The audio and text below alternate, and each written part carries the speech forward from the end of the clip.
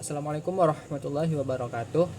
Perkenalkan, nama saya Aditya Delindra dengan NIM 234110101002. Jadi di video kali ini saya ingin menganalisis problematika psikologis pada anak. Jadi teman-teman, cepatnya perkembangan zaman di masa ini membuat kita sering berinteraksi dengan teknologi gitu. Salah satunya itu seperti handphone atau gadget. Teman-teman pernah nggak sih melihat fenomena di mana anak-anak zaman sekarang ini permainannya itu bukan lagi bermain kelereng. Mereka itu tidak lagi bermain petak umpet ataupun bermain ke lapangan sawah di sore hari.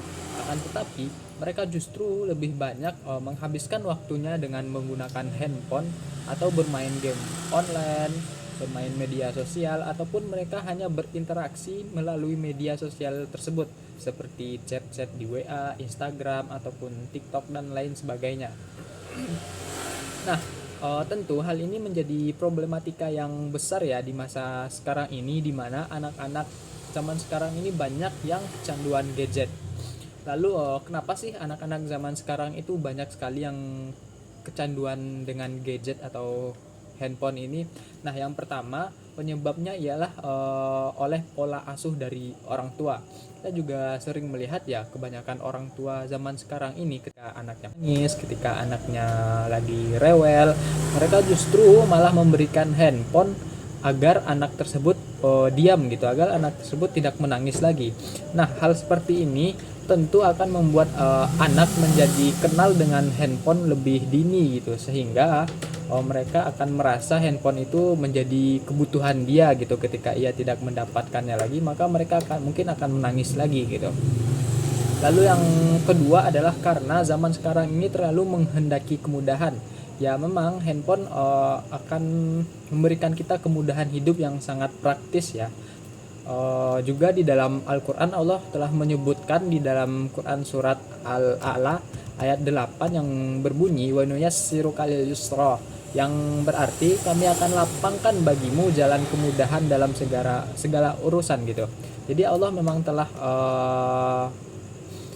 memberikan kita kelapangan untuk kemudahan gitu, dan mungkin salah satu jalan yang diberikan oleh Allah untuk memudahkan kita sebagai hambanya adalah dengan handphone ini. Nah, terutama di zaman sekarang ini juga banyak ya sekolah-sekolah yang bahkan meletakkan penggunaan handphone atau tablet pintar ke dalam kurikulumnya. Mereka memang sengaja memberikan tablet pintar atau handphone ini kepada anak-anak SD atau anak-anak yang masih sekolah untuk mereka itu belajarnya lebih mudah gitu. Jadi guru-guru di beberapa sekolah, guru-guru tidak lagi menerangkan pelajaran secara langsung di papan tulis, tapi mereka membagikan materi mereka lewat tablet pintar tersebut.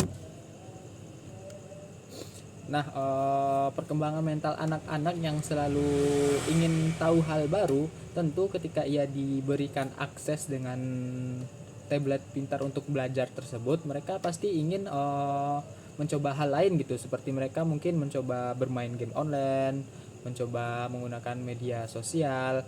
Nah, hal-hal seperti itu jika dibiarkan terus-menerus, maka pasti akan berdampak pada kecanduan terhadap si anak tersebut. Lalu yang ketiga ialah adanya kurangnya pengawasan dari orang dewasa gitu.